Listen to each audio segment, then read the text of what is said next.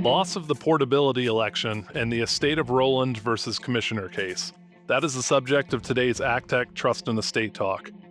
Welcome to ACTEC Trust and Estate Talk from the American College of Trust and Estate Counsel, a professional society of peer-elected trust and estate lawyers in the United States and around the globe. This series offers professionals best practice advice, insights, and commentary on subjects that affect our profession and clients. And now, our ACTEC fellow host with today's topic. This is ACTEC fellow Travis Hayes from Naples, Florida. The portability election has become a familiar and often relied upon tool in estate planning, allowing a surviving spouse to capture unused estate tax exclusion from the first spouse to die. But what happens when an estate fails to make that election on time, or to make the portability election at all? The recent Estate of Rowland versus Commissioner decision offers a sharp reminder that the IRS and the tax court are not always forgiving, and that procedural missteps can carry long-lasting tax consequences. ACTEC fellow Scott Fillmore of Minneapolis, Minnesota, joins us today to walk through the Rowland case, what went wrong, and what planners should take away to protect their clients. Welcome, Scott. Thank you, Travis. Rowland versus Commissioner is a tax court memorandum decision released on July 15th of 2025. And this case deals with the validity of a portability election. Now, a quick definition for those who are unfamiliar, a portability election is only available for married couples after the first spouse's death. If that spouse's estate is not large enough to use up all that spouse's estate tax exemption, then that spouse's estate can make an election on the estate tax return to transfer or port unused estate tax exemption to a surviving spouse. The unused estate tax exemption that is transferred to the surviving spouse is called the deceased spousal unused exclusion amount, or DSUE amount. And the surviving spouse can use the DSUE amount in addition to the surviving spouse's own gift or estate tax exemption for making future gifts or for the surviving spouse's own estate. So the predeceased spouse here was Faye Rowland, who died in April of 2016. Faye's estate plan under her trust agreement directed that 20% of the estate go to a charitable foundation and that her surviving spouse, Billy Rowland, receive 1/4 of the gross estate. The remainder was to be distributed to trusts for grandchildren. The estate reported an estimated gross value of $3 million, which was below the estate tax exemption at that time. It was $5.45 million in 2016. The estate filed an estate tax return in December of 2017, so it was filed late, almost 6 months after the extended filing deadline. Under the statute and regulations, portability elections can only be made on a timely filed estate tax return. However, Faye's estate sought to elect portability under Revenue Procedure 2017-34, which authorized portability elections for certain estate tax returns filed late. The estate tax return did not provide itemized valuations for assets on the various schedules of the estate tax return. Instead, it estimated the gross value of the estate and claimed the entire estate fell under the relaxed reporting rules contained in the Treasury regulations addressing portability. I'll get a little more detail about this in a minute, but basically those regs say that the estate does not need to follow all the numerous requirements for the disclosure of assets on an estate tax return. But those regulations apply only to assets going to a surviving spouse or a charity, and a marital or charitable reduction will be claimed for those assets.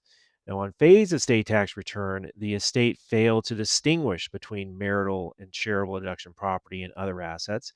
And the value of each asset was especially important here because there were hard to value, closely held business interests making up a large portion of the estate. So, shortly after Faye's estate tax return was filed, in January of 2018, Billy passes away.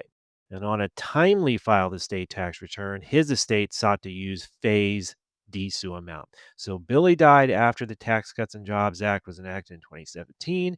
His estate had a much larger exemption than Faye's did. It was 11.18 million. And with the DSUE amount from Faye's estate, the estate claimed the exemption at his death was nearly $15 million. Now, Billy's estate, the penny doesn't actually say, but his estate must have been roughly in excess of $25 million. So his estate still needed that DSUE amount from Faye's estate. The IRS challenged the validity of the portability election made on Faye's estate and moved for summary judgment on that issue. Now, first, the portability election is only valid if the estate files a complete and properly prepared estate tax return. But the regulations establish a special rule for marital or charitable deduction property where the estate is not required to file a return. It's filing just to claim portability. In that case, the executor is not required to report the value of each item, but quote, only the description, ownership, and or beneficiary of such property, along with all other information necessary to establish the right of the estate to the deduction. Further, the executor must exercise due diligence in determining the estimated value of such property.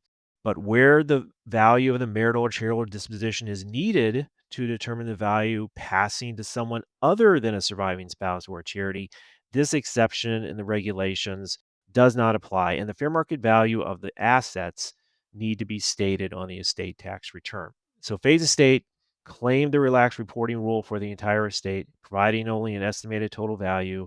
So consequently, the court found that Faye's state's return was not in compliance with the Treasury regulations. And Faye's estate would not have qualified for the relaxed reporting rule anyway, because the marital and charitable disposition affected the value that was distributed to other beneficiaries, the remainder interest going to the grandchildren. So the return also failed to provide itemized valuations for any assets, which is also required by the portability regulations. Now, back to Revenue Procedure 2017-34. It authorized late portability elections for certain estate tax returns that are filed within 2 years of the decedent's death. So Faye's return was filed within the time period authorized by the RevProc, but that RevProc still requires a complete and properly prepared return. So relief under the RevProc was not available. The bottom line here is that Billy's estate lost the ability to use $3.7 million of a DSUE amount. Keep in mind, the revenue procedure of 2017-34 was superseded by RevProc 2022-32, which extended the period within which an estate under the exemption may make a portability election to on or before the 5th anniversary of the decedent's death. So it went from 2 years to 5 years, but the estate must still meet the requirement that the return be complete and properly prepared. Billy's estate also argued in this case that Faye's return substantially complied with the requirements and should be deemed valid. The court rejected that argument. It did not determine whether the doctrine of substantial compliance could ever apply in this situation. It just stated that assuming substantial compliance was even available here, the estate could not qualify.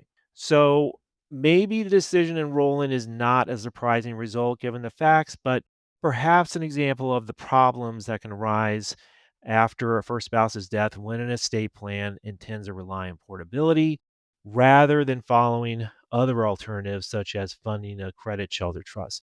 And keep in mind also that the IRS will not determine whether a portability election is valid after the first death, but before the second death. And this is not something that's on the no ruling list that the IRS issues every year, but there are several recent private letter rulings on portability elections where the IRS stated they're not expressing an opinion on the validity of a portability election before the surviving spouse's death. So you can't get any real certainty regarding a portability election until after the surviving spouse's death. So that's the summary of Rowland v. Commissioner, a good case to keep in mind the next time you are involved in making a portability election. Thank you.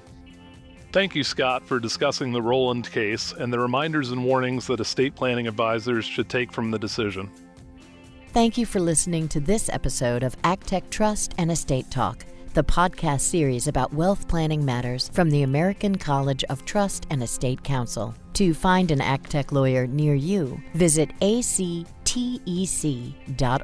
Please subscribe to this series and leave us a rating or a review.